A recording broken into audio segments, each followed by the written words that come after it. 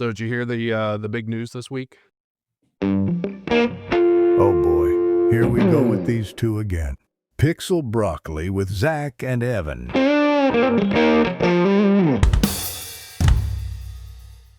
What's the big news? We're walking amongst a trillionaire. Your boy Elon? Well, I don't know if it's my boy, but yeah, I'm just trying to figure out how to get that 0.18 of a trillion from him. Like, I mean, he doesn't need that, right? No, he At doesn't. this point, And no. no, I don't know whose boy he is, but yeah, like if he can give just a little piece of that, that would be nice. I mean, just That'd a little be bit, pretty nice. right? Yeah, man. Jeez. Let's see. Brock here. You two are doing the pre-roll thing, yeah? You know Cool. it. Perfect. Yeah. So, welcome to Pixel Broccoli. I'm coming to you from North Georgia. My name is Zach, Evan Canarosi coming to you from North Jersey. and of course, we got Brock here as well. Calabrese Broccoli, Greenfield, California. Been here since 1922. Gonna stay here. Oh, there you Whole go. time. So we're covering all three quadrants. Wait, that's not a quadrant of the US here. So perfect. So yeah, so today I have some ideas on an episode, but I was thinking we could start off a little more organic and ask Brock what he thinks we should talk about this episode.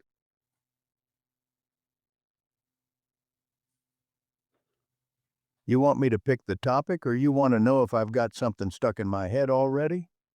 You can pick the topic.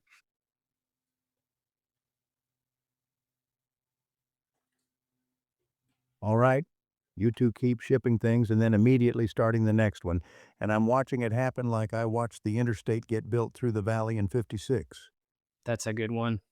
I mean, yeah, True. I think it's very true, right?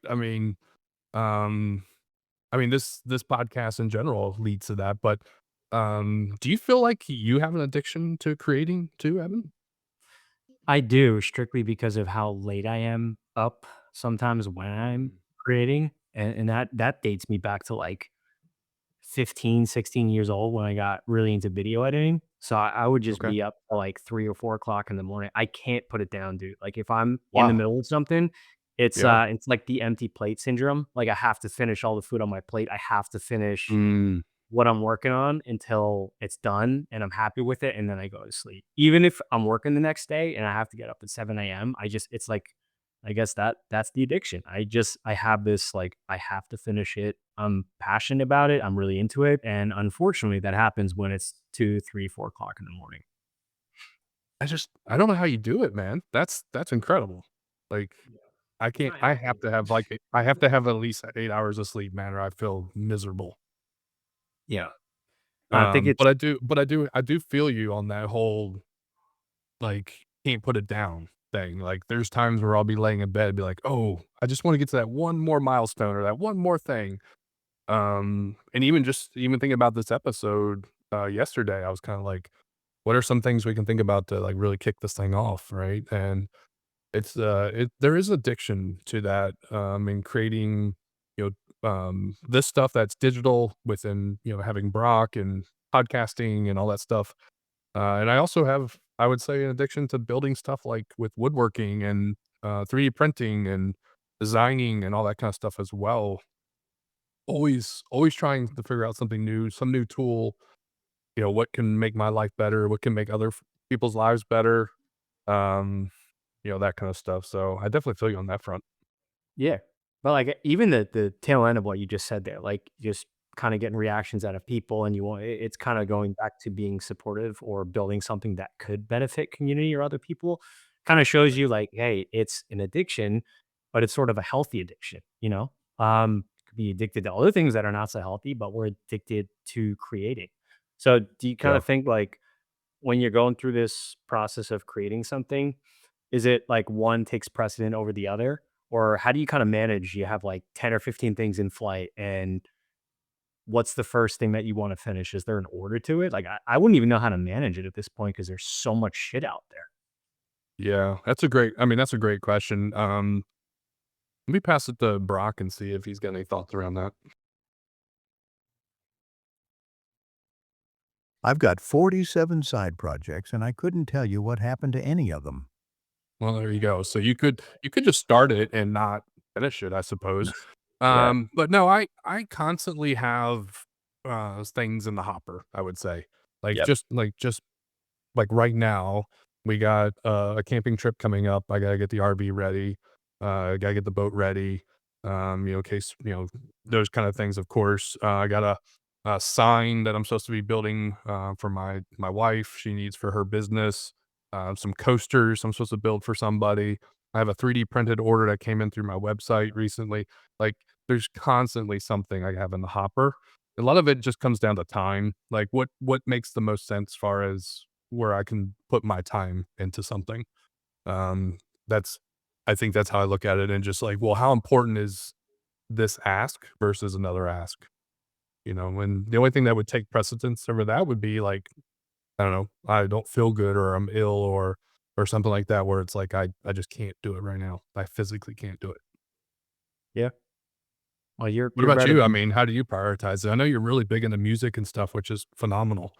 Like, how do you prioritize that stuff? Yeah, I mean, I think I agree with you on sick is a factor. If I'm not feeling up to it, then I just fight the addiction. I just go to sleep. But like I don't know how I guess lately I'm juggling less now because I have a kid, right? So a lot of things just have to get put on pause for parenting, right?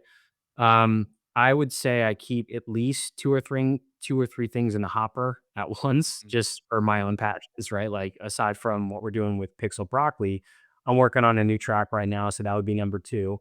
And then number 3 is, I don't know, whatever the latest hobby I was working on. I can't remember off the top of my head, but I guess I'm trying to cap it at like 2 or 3 and then just stick to like my core responsibilities. But it still goes back to just doing stuff when I have time, like in the middle of the night. Weekends work better, obviously, because I don't have to get up for work, but it's been tough, man. Like if I was juggling anything more than 3, I think I would just have to fight it and just say, "I can't do it right Mm. now." Like, I'm gonna have to push it until I free up a slot? Yeah, I was gonna say, is that your threshold, you would say, about 3 or something, where it's like, okay, if I take on 4, 5, 6, it's like, "Alright, dude, like, I'm sorry, I'd love to help, but I'm gonna say no." Like, are you I think afraid to so. say no? I think so. Yeah, like, Yeah. not now. I think the older I get, the easier it is to say no. I just don't care anymore? But, earlier, yeah, like, when I was free, it's easy to be a yes man because it was like Sure, a double sure. benefit. I love working on projects, so, like, hell yeah, I'm on Yeah, board, and then, a lot of the times you get paid, so it works out. But yeah. now it's, I get hit up on LinkedIn from period to period on, side projects or other jobs, and I just Mhm. say no because I just can't take on extra work right now. It's like a full-time job, side projects, and then just, being a parent. So it's just Yeah, it makes sense. I mean, like, I had, my church last week asked me, like, the day before if I can serve. It was a last minute thing, and they totally cool with me saying no. But I looked at my calendar, I was like, "Well, I have no excuse, so I'm gonna be there." I'll be there anyway. So, some of that is just being realistic, but they also asked me to serve next weekend, which I'll be coming back from, San Francisco, at the config, so I was like, "I think that's gonna be probably too much on me coming back and then trying to catch up on sleep or what have you." So I told them no on that in that case. Even though I'm physically here, I just didn't feel like I was gonna be able to pull it off for him. yeah, that's the But, right like move. yeah, yeah, yeah. But I mean, what about, like, side projects that, like, nobody asked for, and you just were like, "Man, I just got, like, this idea, I have to pursue it." Like, how do you juggle that? I think it taps into 2 thoughts. One is building for expression. Like, do you wanna do it? You wanna get reaction out of people, or you wanna do it to feel something, which I'm very guilty of, especially being a musician. And then the second one is purpose? So, like, if it's purpose, benefit, if it's work related, if it's something that's gonna impact a lot of people in a positive way, then it's gonna lead me to say yes. But if it's just for a feeling and it's not a priority, I'm gonna have to say no. But that's like the juggle right now? Mm. I feel like they're kind of merging because the way vibe coding is heading, this is just my opinion, but I feel like it's starting to merge where everything is turning into like a performance. And now that non-designers can vibe code and dev something out, even if it's not perfect, it looks good. And Mhm. it's like, hey, look what I built. But are you showing people what you built because it's going to provide value, or just, hey man, like I was able to do this. It's possible. Look at this. Like Right. where do you how do you discern that? Or are in the vibe coding world, are you just advertising for these LLMs? Right? Are you just telling like, being like, "Hey, check out what, Fable is able to build for me, or Opus is able to build for me." It's like, yeah, but that's net I look well, at least for me, I don't look at it as you built that. I look at it as you're using a tool to build it. Maybe Right. that's wrong, but that's how I look at it. Yeah. No, I'm I like, did "Well, that's too. cool." Cool that Fable is able to recreate the Age of Empires in 25 minutes. It's like, "Okay, sure, I guess." But is that a to me, I feel like that's a waste. That's a waste of using the technology because it's not helping other people per se Right. or solving a need. It's just, "Check out what I can do with this cool tool." Yeah, and it's like I don't wanna call people out, but sometimes it does pose a question, like, are you just bragging rights here? Like, what's the point of it, you know? Kinda what it is, right? Bragging rights. Yeah. I don't know, Wonder like, what Brock has to say about that. Building to feel something isn't the same as building something that matters. And the internet's gotten real good at not knowing the difference. but 3 Brock, words. what would you recommend? Like, Brock, what would you recommend to fix that problem?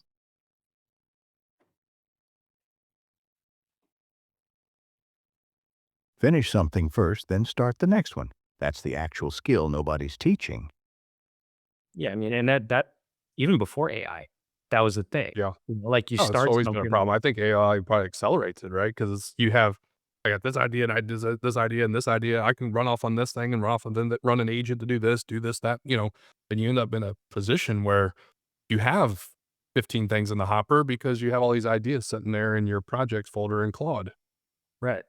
And you're Right? I allocating mean, less time to finish them. So now you have whatever 15 things and they're partially completed as opposed to 4 things and they're done correctly, validated, and mhm, now you move on to your next set. But it just doesn't really, I mean, again, before AI that was still an issue, but now it's just 2x, 3x, and it's hard to manage.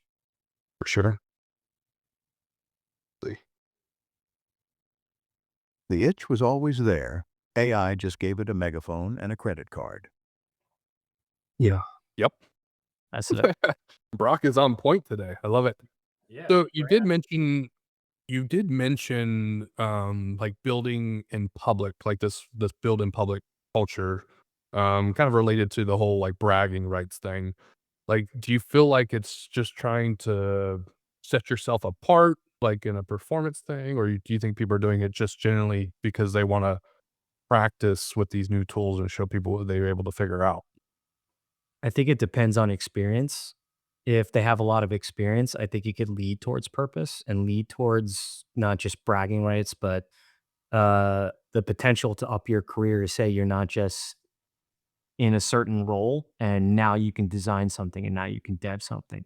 But if you don't have experience, I feel like it's kind of that. It's kind of a bragging right, It's and it the proof is there because you'll see it and then it's okay, like what are we going to use this for? Who's the target audience? Who's the demographic? What are the requirements? Like seeing basic knowledge that you need to know for any feature or product that gets built. And they can't answer that. And again, I'm not trying to point fingers, but it's seeing that through just tons of posts on LinkedIn about the possibilities. Like, okay, we know the possibilities are there, but what's the purpose? And Yeah. I have a lot of humility. I will be the first to admit, like, hey man, I built something just because I thought it was cool. I told you about it about my portfolio site. Like, I have framers Sure. pushing out agents now. Like, this is cool. But Yeah. when it gets to real tangible stuff that benefits communities and product that's actually going to help people, like I want to actually think about purpose. It's really hard to kind of. I still feel like that's starting to blur. Yeah, and I mean, at least for me, I mean, I think that's a broader topic around purpose. Maybe that could be another episode in itself, but, um, purpose is something that I know I've been chasing, in my more adult years, as I mature more, as a human being, is like, what am I doing as far as purpose? Who am I helping? Who am I able to provide value for? Where can I use my skill set to to better the situation around me and my sphere of influence, right? So it's definitely something to think about, even in the AI space is, can I use my skill set that I already have, you being a designer, me being a developer, and try to still have that purpose within your sphere of influence. Right. I think that's huge. I mean, that's a huge thing for sure. Y Yeah. Let's see Brock, if what do you Brock has think anything to say on about that. Yep. you beat me to it. Purpose isn't a feeling you get from shipping, it's what you build for before you start. Yeah. I think there's some truth to that, right? It's you don't build it first and try to sell it per se. You're looking at, there's a problem here. Let me think through a solution and build that solution. Right. So, what do you think I'll throw this one to Brock. Brock, what do you think a standard products requirements process looks like now with all of this mess that we're dealing with?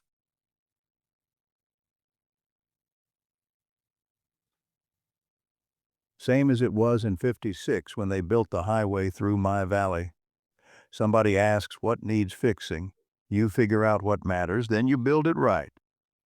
Yeah, and like that's not going away. I feel like some people just lose sight of that because of all the noise out there, but you know, like I agree with that. It doesn't necessarily change the process to gather the information you need to build something and solve a problem. We're just using different tools to approach it now. A different tool. That's it, Yeah, man. and I think, like, then to the next point here, like, AI is definitely lowering that barrier to entry to building things. You're able to build things. Everybody has, I know I've said this multiple times, everybody now has the hammer. Can they build a house? Right? So, we all have the ability to do these things, but I also wonder, kind of in some ways, the negative aspect to it, like seeing the burnout within the community. Like, if everybody's running the same direction and trying to build the newest, coolest thing that they were able to put their hands on, is that, like, are they burning out, or are they burning out the community with just slop at this point? Could be both, right? Like you're getting tired through any means, whether it's AI enhancement, how you're prompting, how you're reviewing AI code, how you're working with your normal dependencies to your day job. And then the stuff that you're delivering, I think people are starting to get a little bit more pervy to seeing AI slop versus what was created by humans. And they're probably getting annoyed, man. Like, not just with application design, just with anything, especially Gen Z, dude. Like, I don't know if you've been seeing the reactions out of Gen Z. They hate it. A lot of them just hate, Oh, yeah. right? So Yeah, it is like, my sister's one of them. She's, what, 16, 17 ish, yeah, and she is wholly against AI. She's an artist too, so she's drawing her own things. She's taken, the creative freedom and, making things pixel perfect and, building out things inside of even 3D space for 3D printing, and she is afraid to share her stuff yeah, because of AI. yeah. And she shouldn't be, she really shouldn't be. Like, you should still have a safe space where she'd Yep. be able to showcase her work, where she doesn't have to feel like she's getting like, outperformed by a freaking LLM or something, you know? Mhm. And But, that's even a different, that's interesting. That's a different take on the burnout, because is the burnout of, especially artists, I think that's a prime example, even, developers and musicians, is there a burnout of you trying to put out music versus what something like, Suno can throw out in 3 minutes? yes, I think there is, but I think there's enough noise now through at least the music community. One of the guys that we both follow, actually, I forgot his name. He's a really good drummer, but he's anti-Suno, like he wears a shirt. Mhm, He's really good, by the way. But I mhm. think I think that community is growing where like the burnout, yeah, I guess technically, if you just look at it line by line, you're competing with something that could produce high quality. And, I've been doing this stuff for years. Like the drum hits, the instrumentals, the mix, the production sounds legit. And that will take, a prompt and technically like under a minute to produce something as opposed to what would take a guy a week to pull off. But you can. still have the creativity. I don't think artists are gonna go away. I don't think artists are gonna, feel threatened by AI because there's enough community base behind that to say we still prefer humans to perform over AI models because how are you gonna go to a show and see an LLM perform, a Metallica song, you know? So I think like creation wise, sure, but I don't know. Like, I don't think the burnout is them feeling threatened that they can't compete because of the speed of AI. I just think it's they're both gonna coexist, and then you're gonna have people that are gonna prefer to still hear human music over AI. At least that's what the numbers are, at least from what I'm seeing. I think most people are statistically thinking they would prefer human music over AI, but who knows what that's gonna But be. And let me throw a wrench into that a little bit. If you look at like a group like Gorillaz, for yeah, instance, it's all animated. yeah. When you go to a show, it's a screen that's animated. You don't know who's actually playing, or I'm sure they're playing live, but it's probably behind the screen, right? They don't put their musicians in the front in the foreground. No, I mean, Linkin Park does a taste of that too. I know they have real musicians, but Mhm. even with bands like Gorillaz, still compare that to artists across the world. There's more actual artists than electronic artists like the Sure, Gorillaz. I that's they're a fair. s That's yeah, fair. Sure, because if you look at something like I don't know, Ramstein, they're putting on a show. Right? yes, They're complete entertainers, versus then, let's say, just a musician, which is not I'm not trying to downgrade musicians, but, like, they're putting on a full show, right. and AI is not gonna do that. But maybe it's still a stepping stone where you could use something like, Sanu to give me an idea or Suno, excuse me, to give me an idea to, for a new song or a new riff or something like that that you can run with, but then it becomes into copywriting and all that good stuff as well, I'm sure. Yeah, I think, like, what I've seen is intelligence use or intelligent use of it, where it just a lot of people do samples live, so they'll have if a band is only 4 musicians, but in their CDs or whatever they're recording. Wow, I said CD. Shows how old I am. Don't They'll go they'll back to do cassettes, things where man. Gotta flip that tape. Gotta flip it. I won't. You gotta flip it.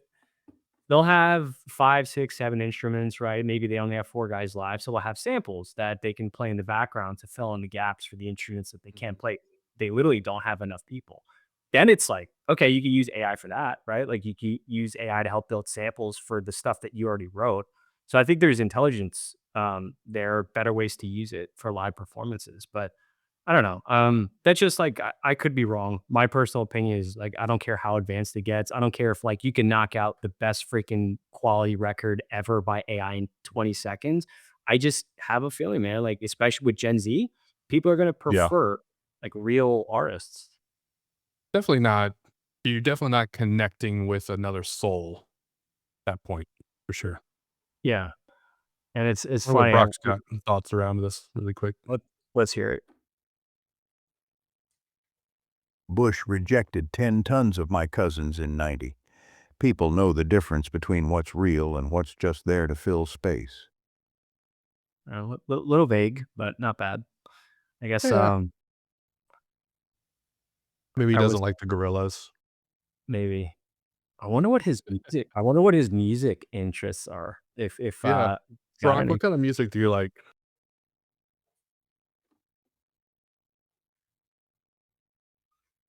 I'm a broccoli, Evan. My day-to-day is sitting in a crisper waiting to be roasted. All right. So, do you have any bands that you think you would like if you had to pick?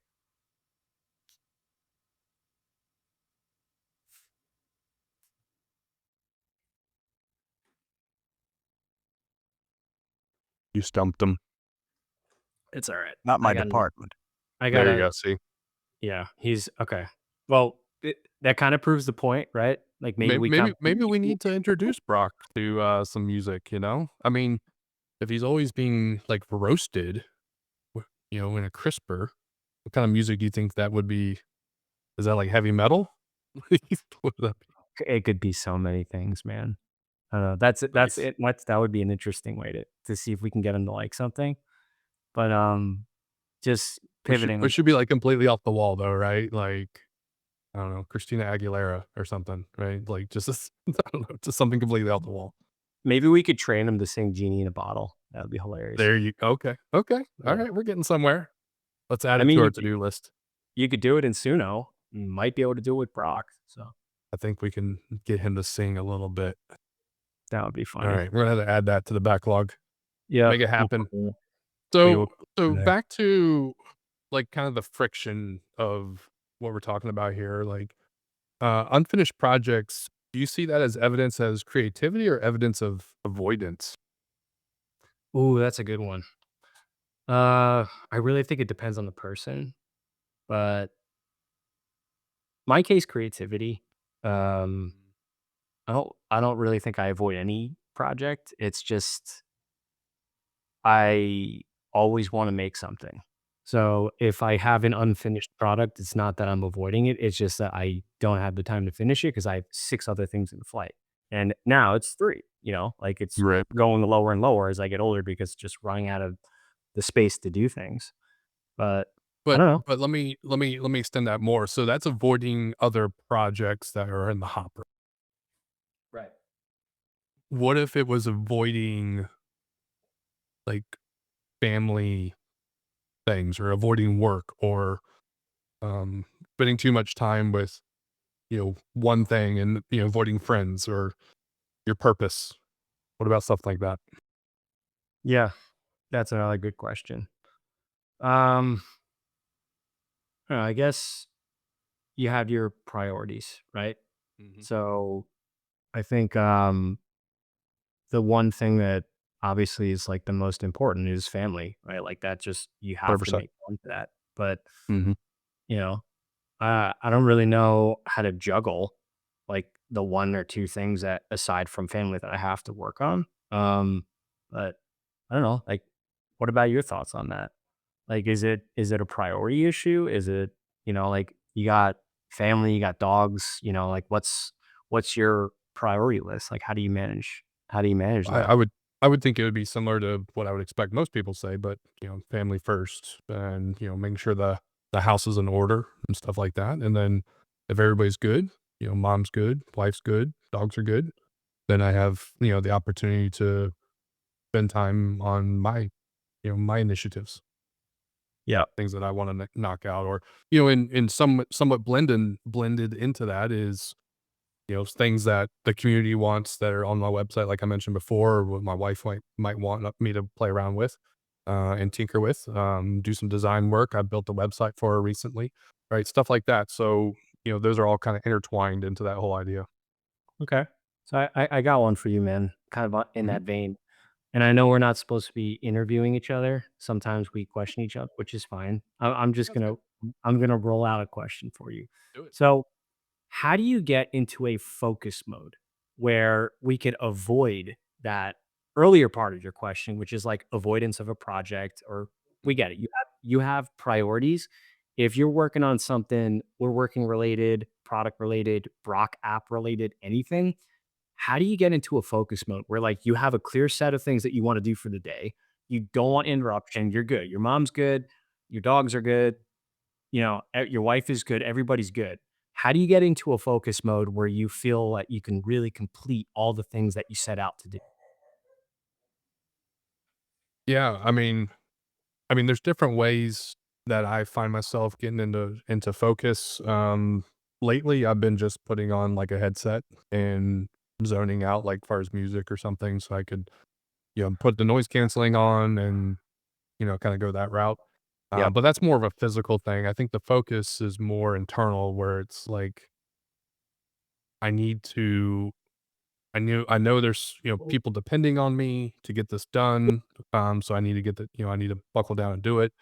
Like I said before, sometimes it comes down to I have a calendar event coming up, like camping or off-roading or whatever it is that I'm like, "Okay, I need to be prepared for that, and I give myself time a week ahead or something like that so I can actually go in there and make sure those things are done. I mean, recently the stairs on my RV broke, into a down position, and you can't drive the RV with the steps down because you could rip the steps off, And if you rip the steps off, that's like a $1,500 problem, and I Jeez. didn't wanna get into that problem, right? So I knew that that was a priority for me to fix before the next time we go camping, which is in 2 weeks.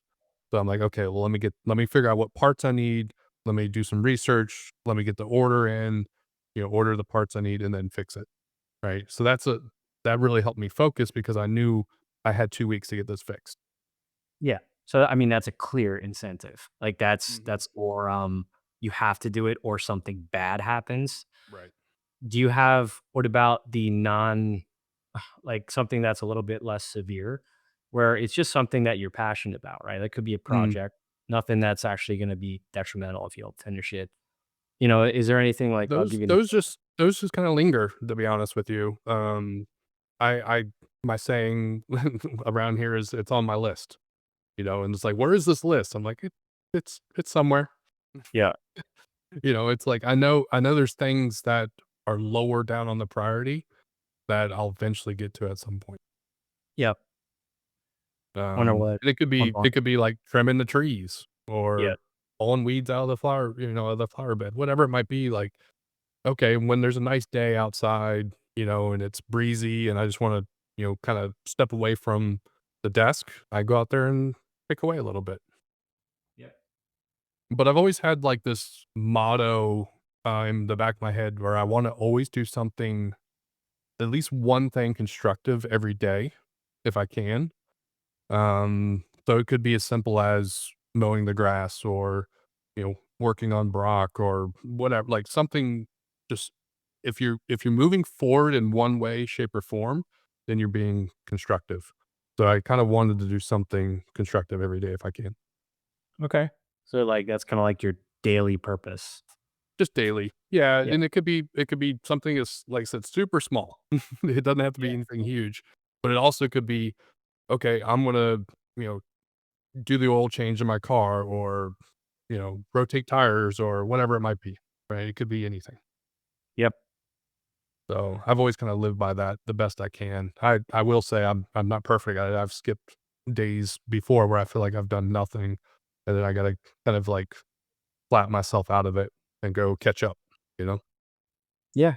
I mean, that's your proactiveness right there. Like, you just gotta do something, man. Yeah.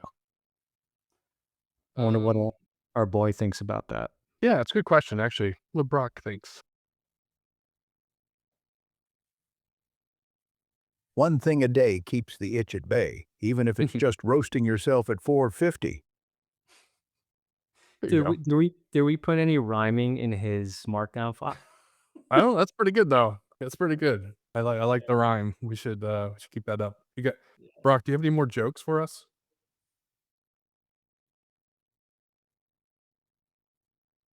Not taking requests. I say what needs saying when it needs saying, and right now we're good. So, I yeah. mean, he's a little sassy, right? It's Yeah. fine. That's good. Yeah. Um, let's see, like, when does always building become a way of not sitting with you, what you've already made?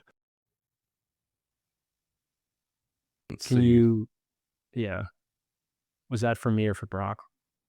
That's it's for any of us, but, so when does always building become a way of not sitting with what you've already made? So, like, you're constantly building new things. You're always trying to, up yourself. When does it become a point where it doesn't sit well with you that you've you keep building these things and maybe they're not even for the better, but you just keep building these things because you want to try something new, I guess. I think it's just the sort of back to my earlier answer when we first started. Um, Trying to figure out if I'm building for expression or building for community purpose. So that's still something I struggle with, and it's just getting worse because there's still weekly tools that are coming out that are new. Um, so it's really hard, man. Like I don't even know if I'm just being honest with you. I don't even know if I can answer that. It's merging now, at least in my head, where like I feel like things are changing daily. The requests are changing all the time And it's hard for me to figure out like, okay, I'm always proactive. I've been proactive since I was a kid. I just Mhm. love to just get involved and do stuff. And sometimes that kind of bites you in the ass because now I'm trying to be as proactive as I can, but it's hard because there's so much going on. So I have to be proactive and build something. And then on the second side of it, I have to think about value. And then what's the scope of what I'm building? And then is there a purpose? And it's really hard to understand like who our users are at this point, depending on what product you're working in. There's just a lot of unknowns, is basically what I'm saying. So like Yeah, and I think it kinda leans into that burnout in a way, right? That we I think talked so. about. Just answering that is kind of burnout. I mean, just Yeah. thinking about how to answer that is burning me out because I don't know like the best way to capture things to build something successfully through all the noise that we're dealing with. And it's like, are we doing this just because we want to get better at vibe coding tools and just finally find this perfect way to do things and have a sequence? Or are we thinking about user research and we thinking about proposition and we thinking about Mm. client intake and all things like that, right? And this goes to any organization, like I feel like Yeah. a lot of people are going through that. It's like this limbo, man. Like, we're in this period of time where we don't really know what is the best approach. Like we know what works. Brock even backed it up. Like some things don't change, man. Back in the Yep. 50s, you fix a problem hits you on the back of the head, you know what you got to do. And now we just have like 50 things to solve that problem. And we can't pick which one we want to use. Yeah, and I think you mentioned it back in maybe it was episode 1 or 2 actually, where, you talk about the craft, and I feel like that craft is starting to stretch a little bit, like you're getting farther apart from your craft, I should say, with the stuff.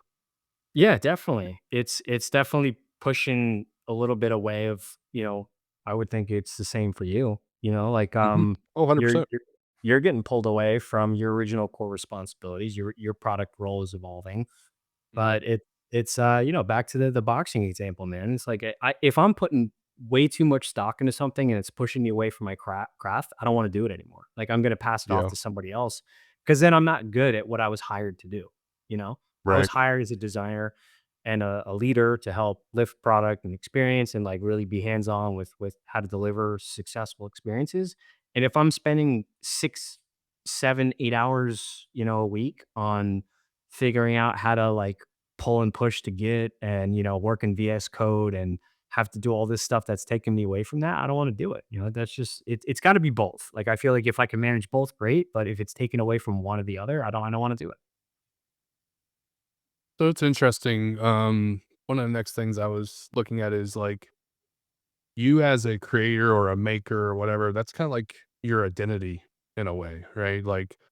That's that's your passion, right? Like, creating music and that kinda stuff, so, if you stopped doing that, do you feel like you lose who you are? Just the music aspect of it or I any. mean, anything that's, like, in your core identity, right? Like, that creative aspect, like, left brain, right brain kinda stuff, like, that creativity. I know for me, I mean, I can jump in a little bit and give you an example, like, for me, when I get too far away from exercising my creativity, I feel like I lose, the person I am. Yeah. Like, if I'm just doing, like, the same thing over and over again, over and over again, like, just repetitiveness, I feel like I lose if I don't touch creativity, I feel like I lose one of my core identities. Yeah. I'm exactly the same way. And I Yeah. see it with you, man. Like I definitely see it with you with every now and then you kind of presenting these new things at work, right? Like your new invention for documentation for the Mhm. design system, right? Like how you're housing that in what is it? Dinosaurus? Yeah, Docusaurus. Yeah, mhm. Docusaurus. Yeah, what a Um funny name, right? Yeah, I mean, I said the real thing, not the product name, but yeah. Like to answer your question, yes, it would make me. I don't think I would be as good at my job. I think it would definitely take away a part of who I am. I need to ground myself in that stuff, and I try to give myself weekly wake up calls to handle that. Mm. It's just I have to be the person I am, proactive and be inquisitive, ask questions, and just be honest. Yeah, I think that's fair. I think that's fair. So, like, one of the takeaways, I was thinking about, for this episode, for our listeners, like, audit your graveyard, your backlog. What are 3 unfinished projects? And, think about why did you start it? Why did you stop it? And what does that tell you, about, like, the pattern tell you about that? I don't know if you had any thoughts off the top of your head, Evan, but I think that's a great thing to think about. Every once in a while, we need to go back and audit our backlog of items that we have sitting, kind of in the queue of these No, projects.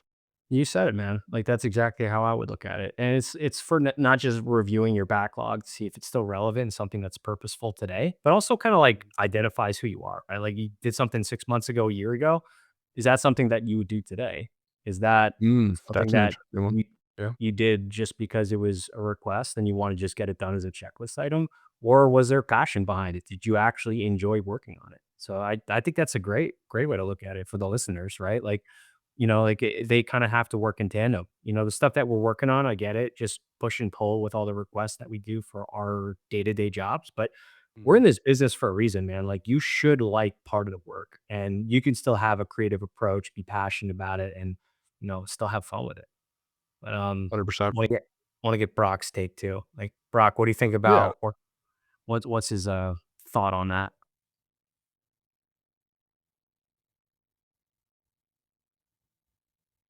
47 projects sitting in my folder. Don't know what happened to any of them, don't care to look, and I sleep fine at night.